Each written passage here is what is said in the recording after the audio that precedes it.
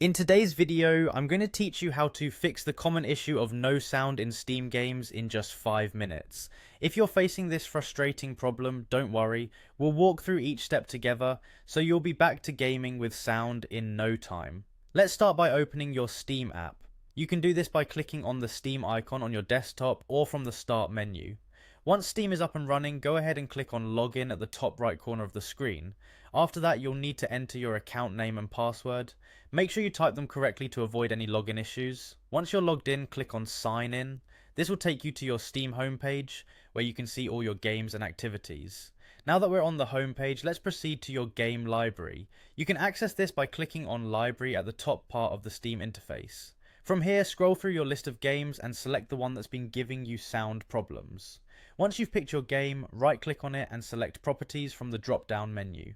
Within the Properties window, navigate to the Installed Files tab. This is where you can verify the integrity of your game files, which can sometimes fix sound-related issues. To do this, click on Verify Integrity of Game Files and let Steam check if there are any missing or corrupted files that need fixing. If verifying the game files doesn't resolve the issue, our next step is to check if there might be a conflict with running processes.